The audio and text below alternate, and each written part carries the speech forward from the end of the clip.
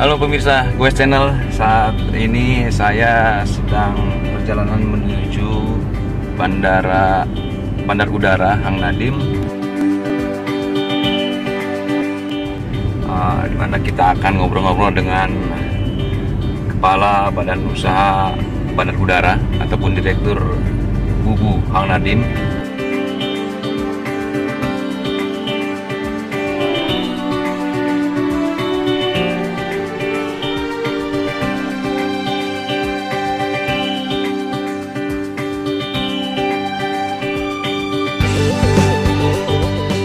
Pemirsa, saat ini saya ada di Bandara Hang Nadiem dan saya akan temui Kepala Bandara Hang Nadiem ataupun Direktur Badan Usaha Bandar Udara Hang Nadiem, Bapak Suharso.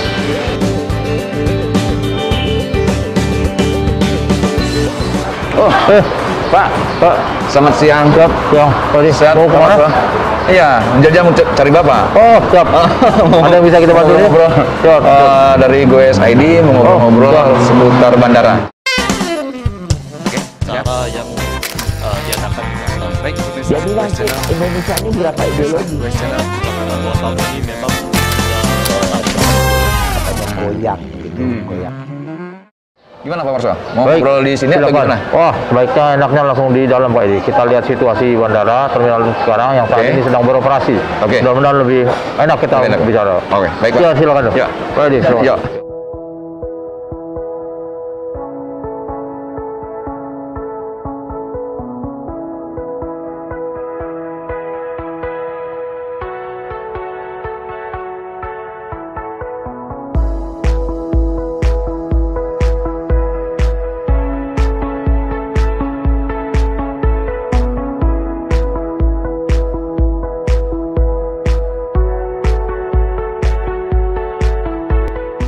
Halo pemirsa Goes ID, ketemu lagi dengan saya Hadis dalam program Ngobrol Everywhere Goes ID. Dan saat ini saya berada di Bandar Udara Internasional Hang Nadiem, Batam, dan sudah ditemenin sama Bapak Suharso atau Pak Haji Suharso.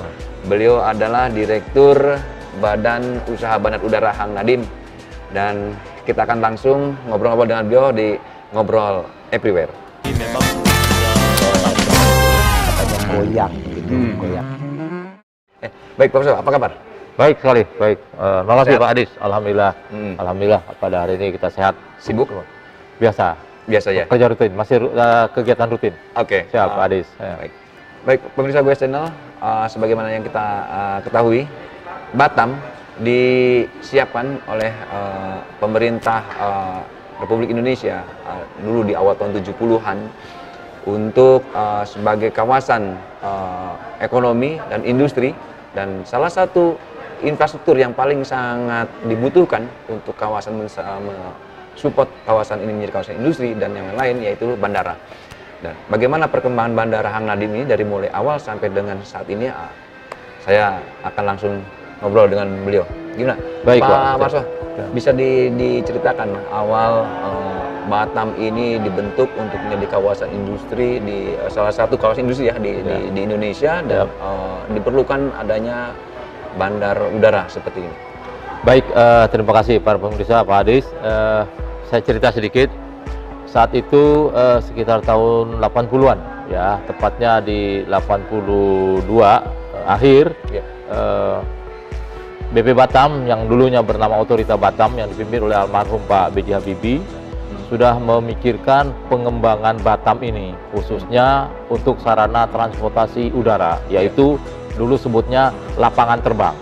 Nah, lapangan terbang ini sudah dirancang sejak awal. Pada mulanya kita beroperasi hanya melayani penerbangan oil company, yaitu Pekanbaru, Batam, Dumai, dan Sungai Pakning. Ya, dulu penerbangannya menggunakan pesawat tipe Skyvan. Ya, di Hang Nadiem ini logistiknya Pertamina.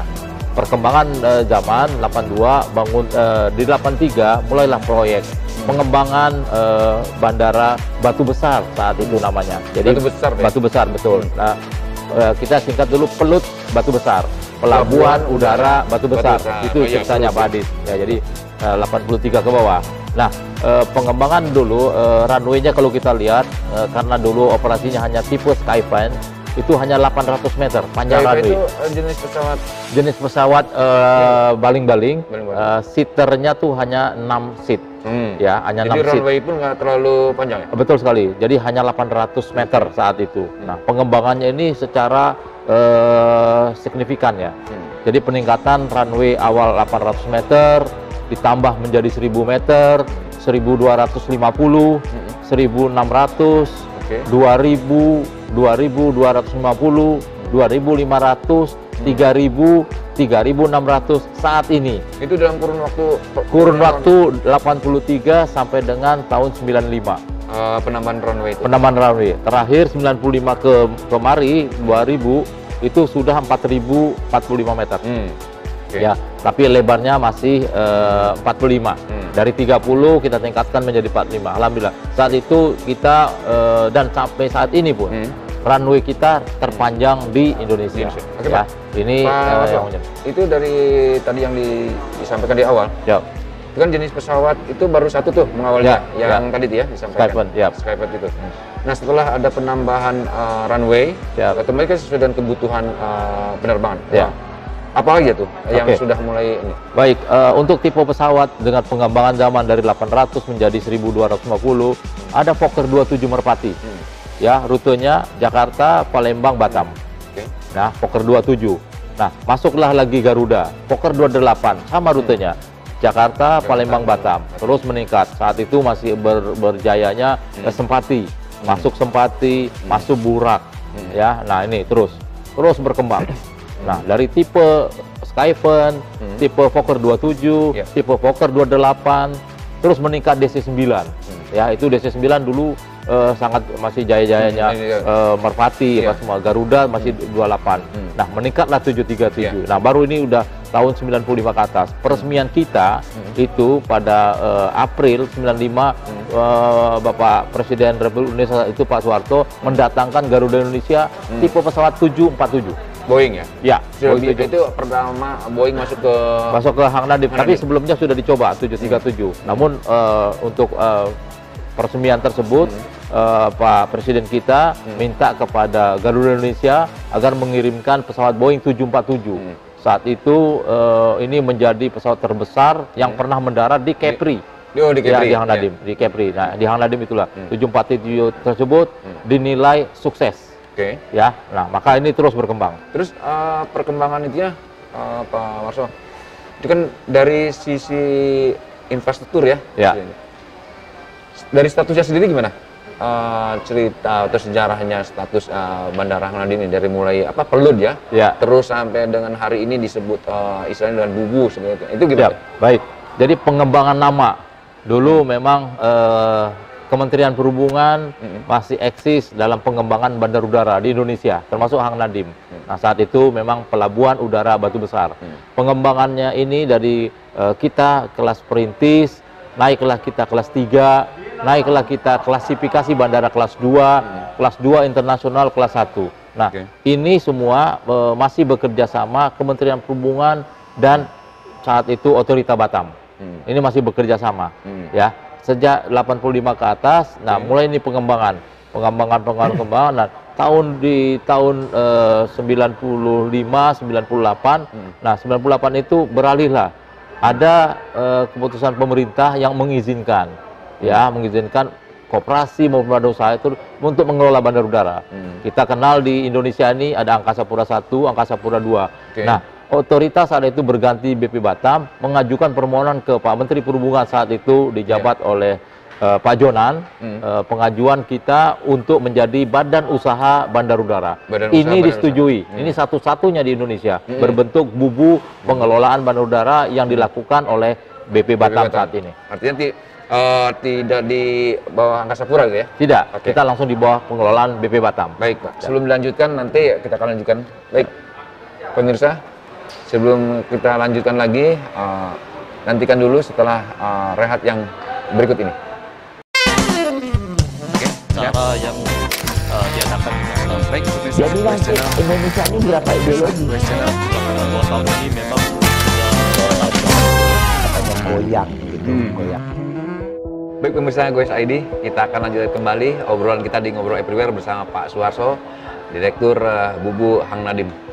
Baik Pak Suharso, tadi cerita saya pernah dengar katanya Bandar Hang Nadiem ini konon awalnya sempat berpindah-pindah dari tahap 1, tahap 2, tahap 3, betul ya? Tahapnya mungkin pembangunannya, ya. Jadi pembangunannya sebenarnya tidak pindah-pindah, hanya mungkin lokasinya tetap di sini. Lokasi tetap, namun untuk duanya beda tempat. Oh, beda tempat. Di mana tuh? Jadi sekarang posisinya terminal berarti saat ini ini terminal 1 ini. Oh, terminal 1. Oh, nanti ke kanan. Ke kanan, kalau sekarang lokasinya di Gudang Persero. Oh, yang nah, logistik sana. Itu adalah untuk terminal 2. Sedangkan gudangnya sendiri kita pindah di sebelum Pertamina. Dari sini. Di sebelah sana. Ya, itu adalah untuk gudang. Sekarang sedang pembangunan Evernya. Jadi betul ya, dari pembangunan pertama, kedua sama dan ini yang ketiganya. Ya, ini ketiga betul. Jadi pindah memang. Sebenarnya bukan pindah, cuman lokasi karena lebih besar, jadi melar gitu. Istilahnya. Memanjang ya? Betul, memanjang sekali. Nah, Pak Warso, tadi di awal juga sempat sudah disampaikan oleh Bapak, seiring dengan perkembangan dari infrastruktur, runway diperpanjang, terus status nama dan segala macam itu juga berubah.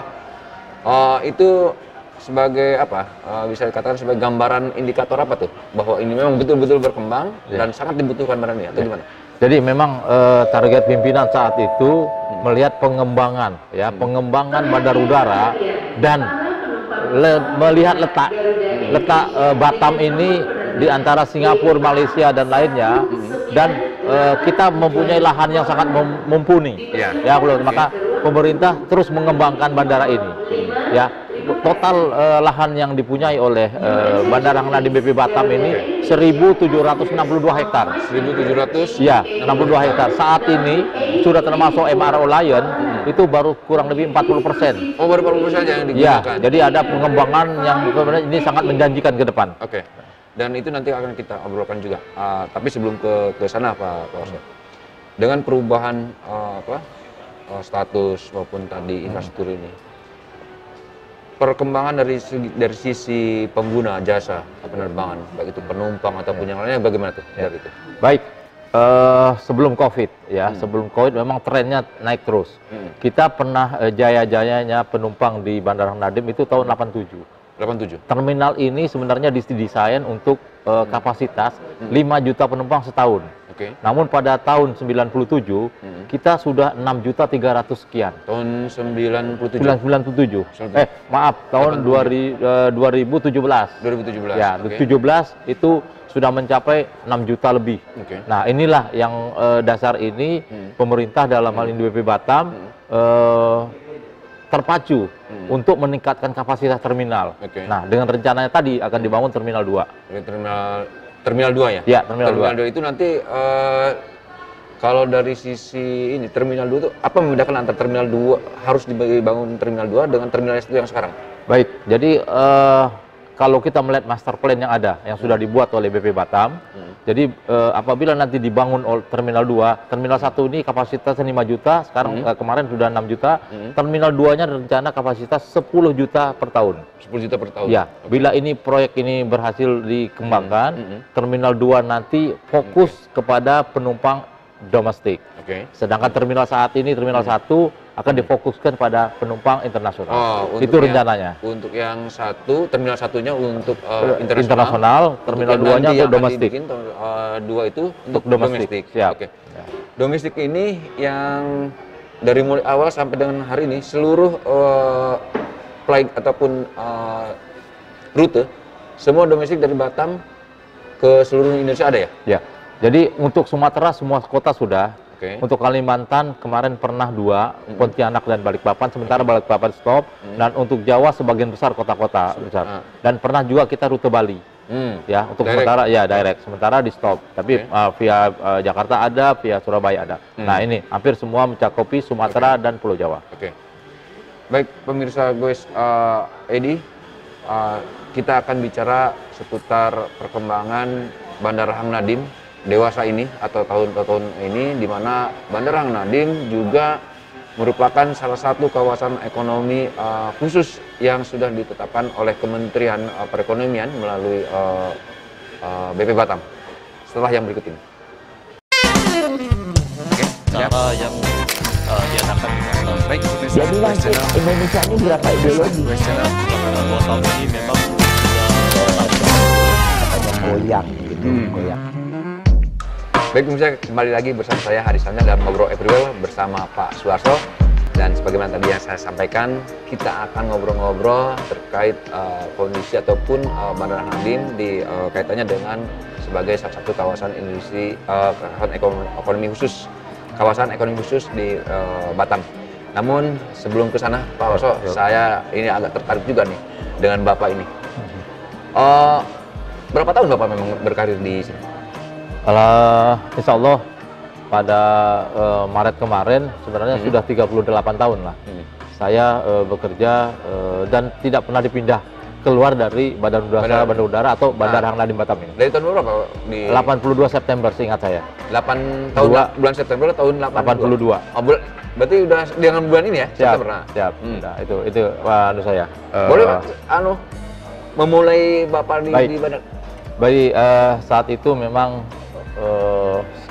namanya dulu BPP Udara, Badan Pengusahaan Pelabuhan Udara, Otorita Batam. Otorita. Ya, saat itu memang ada penerimaan besar-besaran, ya. Jadi bukan saja di BPP Udara, ada BPP Laut, BPP Udara, ada dulu kita sebutnya PLN. Dulu PLN masih milik Otorita Batam. Otorita Batam. Ya, jadi rumah sakit. PLTD ya? PLTD, ya. Iya. PLTD, rumah sakit, laut dan udara.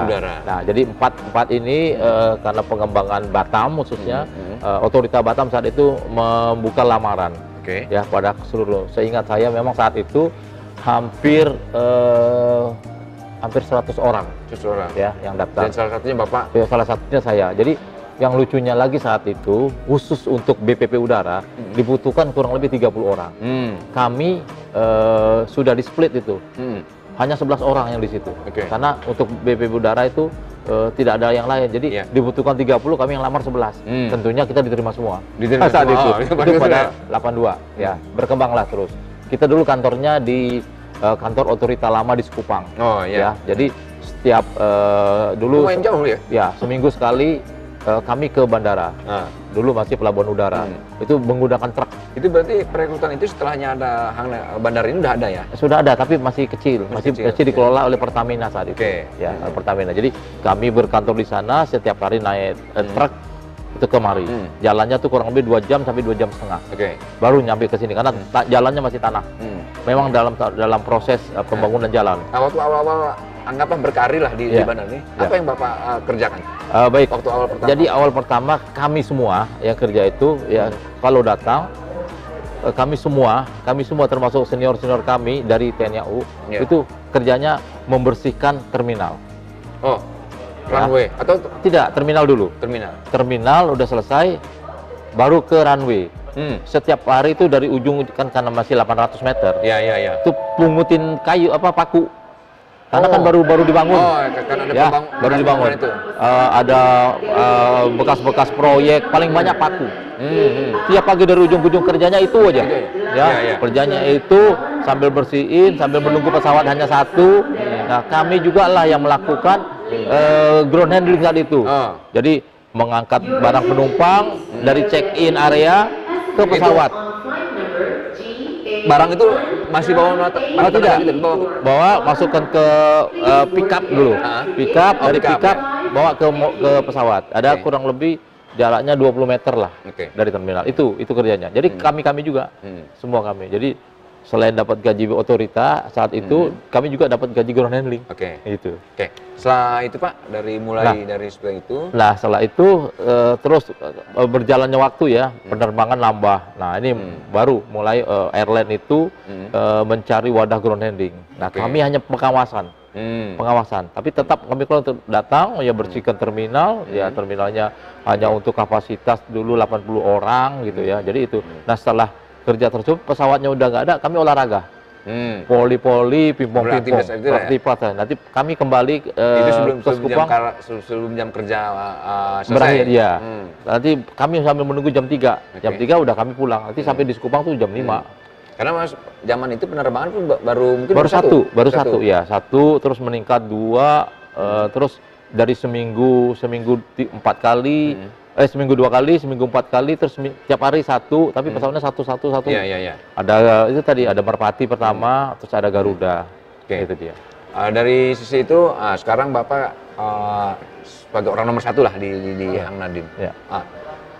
Bagaimana bisa tahapan-tahapan itu bisa Bapak lalui? Baik, mungkin saat itu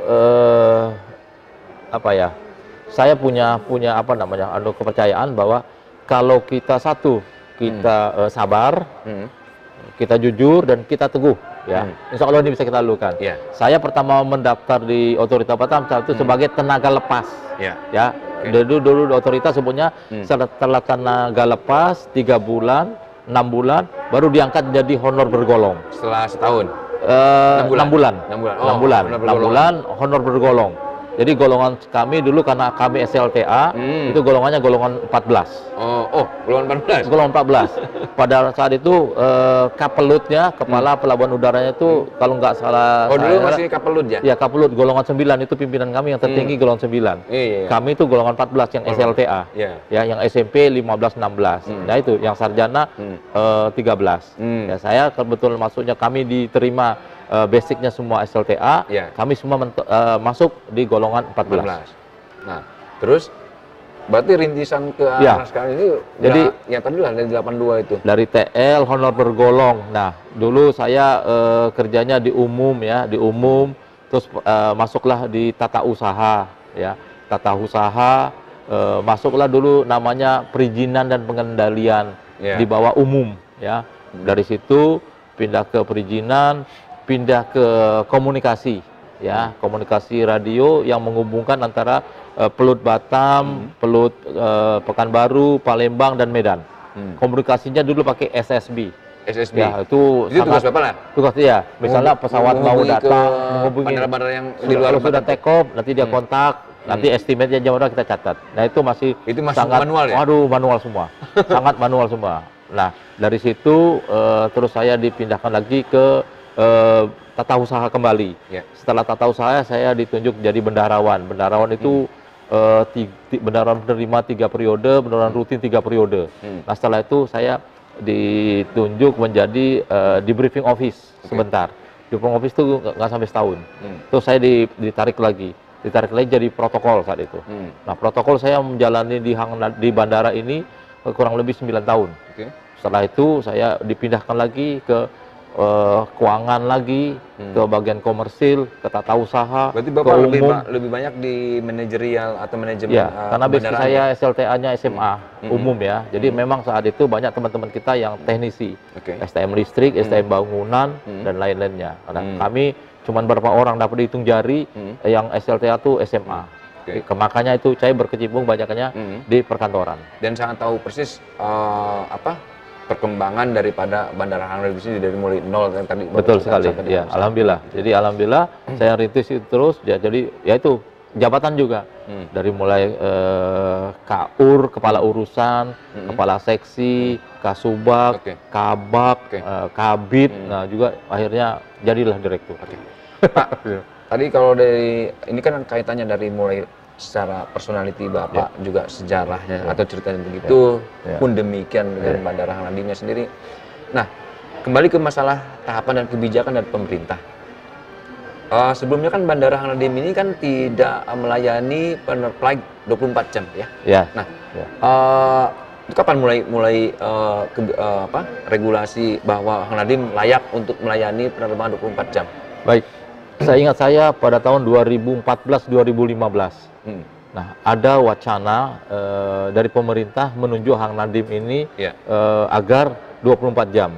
Ya, saat itu otorita diminta oleh Kementerian Perhubungan agar kita dapat beroperasi 24 karena kita sudah mulai menangani haji flight.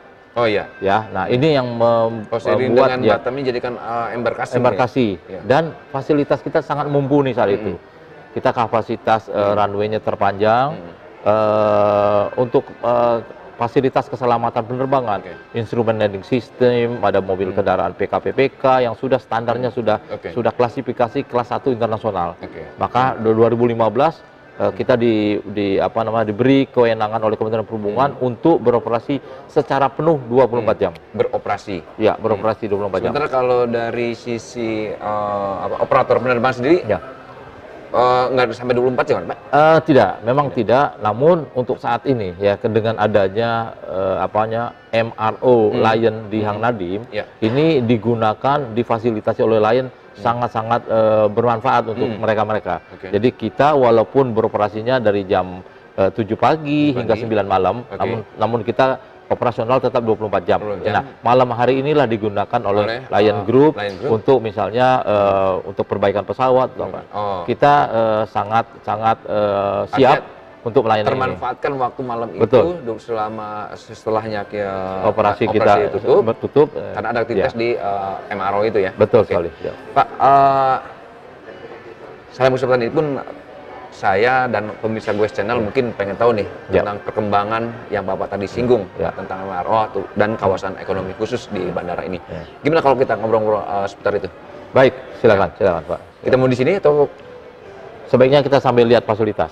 Ini lebih enak. Saya juga menerangkannya nanti dengan kenyataan yang ada di lapangan. Baik, oke. Baik pemirsa Goes ID, kita akan lanjutkan lagi terkait masalah MRO dan juga kawasan ekonomi khusus di kawasan bandara setelah yang berikut ini. Cara yang diadakan baik pemirsa Jadi Goes nanti Channel. Indonesia ini berapa ideologi? Goes Channel selama 2 tahun ini memang Katanya goyang gitu, goyang.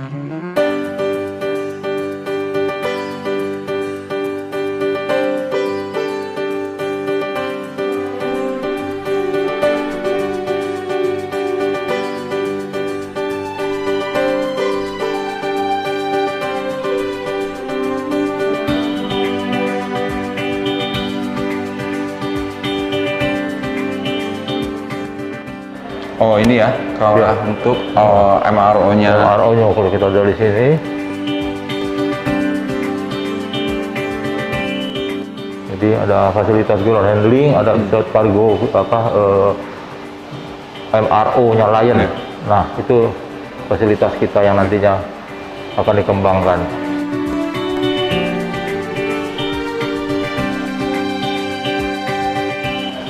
Ya baik pemirsa Goes ID, saat ini kita lagi di posisi Garbarata ya, gate Garbarata.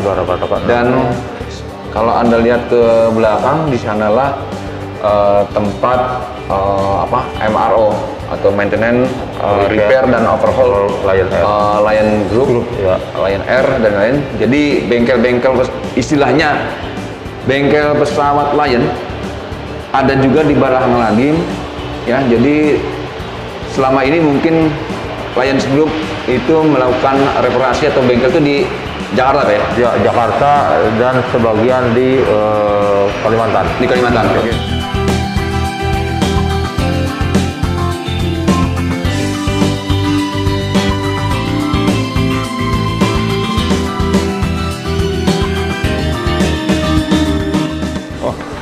Oke, standar ini kalau di bandara pada saat ini pemirsa, jadi ini tidak sembarangan ke area publik yang sangat ini, berarti kita juga harus mengikuti standar kondisi sekarang aturan main di bandara.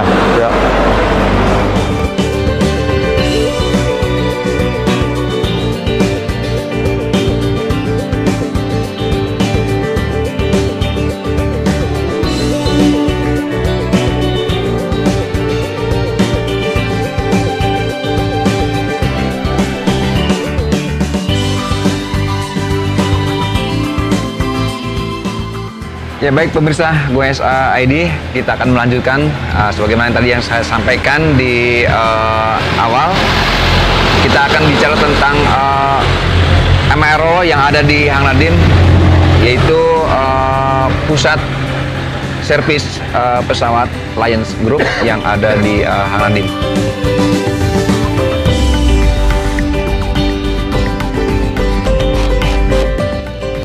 Pak Warso, ini udah berapa lama MRO Lions Group yang ada di Hang Nadiem? Kurang lebih 5-8 tahun ya. 5-8 tahun ya. Sudah beroperasi di Hang Nadiem Batam. Nah, mungkin pemirsa Gue Channel pun belum tahu tentang MRO itu apa nih? Baik, MRO adalah satu fasilitas milik Lion Group, maintenance, repair, dan overhaul. Ya, jadi pengembangannya secara bertahap.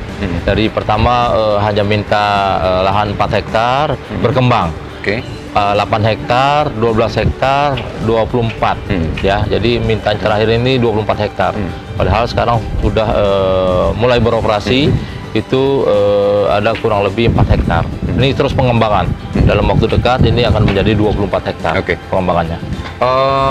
Kalau menurut sepengetahuan Pak Warso sendiri, MRO Lions Group ini atau tempat servisnya pesawat lain ini selain di Hang Nadiem, dan memang kan Hang Nadiem kepilih, anggaplah suatu prestasi mungkin ya? Ya, betul. Jadi sebenarnya Lion Group sudah punya di Pulau Jawa, Jakarta, Cengkareng, dan ada juga di timur ya. Terakhir di Manado. Manado kita kurang tahu kenapa tidak terlaksana, tiba-tiba melirik Batam. Yaitu tadi karena fasilitas kita lahan yang masih cukup 1.762 hektar dan fasilitas di BP Batamnya itu sangat mudah untuk memperoleh lahan untuk kegiatan-kegiatan menunjang Batam maju lebih baik ke depan. Apa keuntungan yang bisa diambil dengan dijadikannya Hang Nadiem menjadi MRO? Ya. Oh, itu. Baik, informasi yang kami terima selain tadi fasilitas lahan yang sudah tersedia, kedua ini adalah lahan milik BP Batam, ketiga memang untuk tarif ya, menurut informasi yang kita terima lebih murah dan prosesnya sangat cepat. Ini yang mungkin membuat tertarik khususnya Lion Group memilih Hang Nadiem sebagai pusat MRO-nya di Indonesia Barat.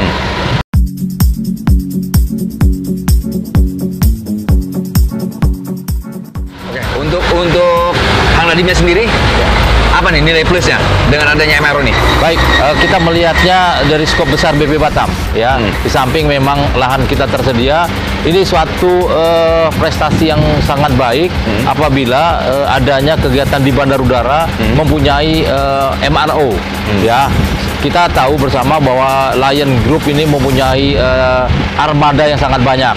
Jadi apabila dia menggunakan Hang Nadiem sebagai MRO-nya, ini ada nilai plusnya untuk Bandara Hang Nadiem BP Batam secara umum.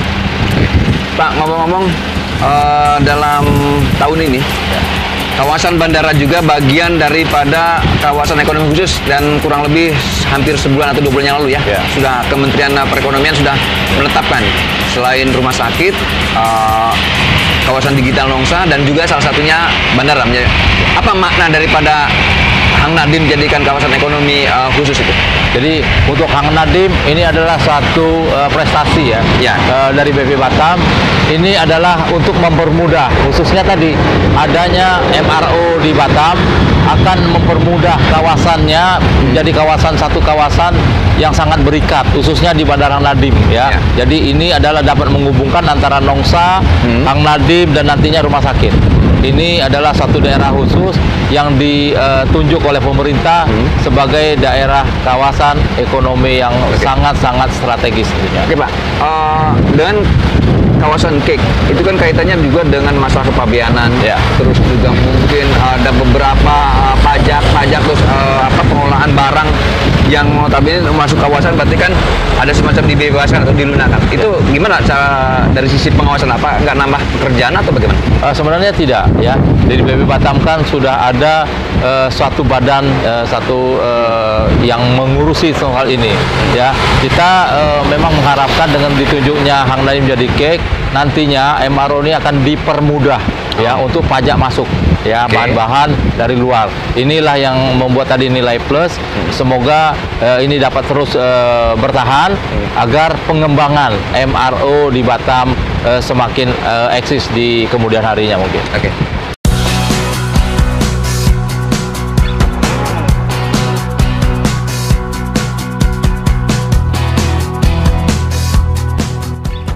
Terus Pak, ini mungkin yang terakhir di segmen terakhir ngobrol everywhere kita nih. Ya. Saya dengar ada beberapa kebijakan dari bukan beberapa ya, ada kebijakan dari pemerintah, Kementerian Perhubungan yang akan menurunkan status ke bandara di Indonesia. Saya dengar seperti itu. Bisa dikatakan ya atau tidak? Apakah Hang Nadiem juga termasuk di dalam situ atau bagaimana? Baik, memang ini awalnya kita melihat adanya kasus pandemi. Ya, pandemi ini membuat beberapa bandara yang beroperasinya jadi menurun.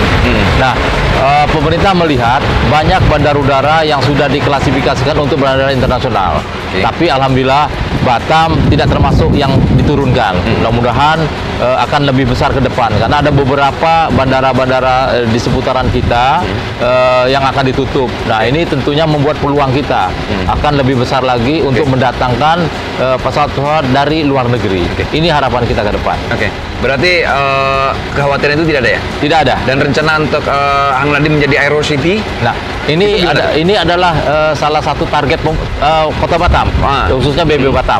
Ini adalah cita-cita kita, menyatukan kegiatan tadi Nongsa, Kabil, dan Hang Nadiem karena jaraknya dekat. Ini akan membuat satu kesatuan. Ke depan, ya. Itu yang namanya Aero City. Aero City tadi. Termasuk konon katanya ada juga fasilitas publik seperti mall. Betul. Terus yang lain, betul. Itu tadi karena fasilitas kita sangat mumpuni ya, lahan. Jadi nanti pengembangan ke depan kita doakan bersama. Terminal kita nanti akan dibangun Terminal 2. Setelah itu akan diadakan revitalisasi terminal sekarang. Nah, ini yang akan digeser ke depan. Jadi menjadi 2 lantai. Jadi lantai dasar untuk parkir kendaraan. Lantai atasnya kita membuat tadi mall yang akan dilakukan dalam waktu tidak akan lama. Kita mohon doanya.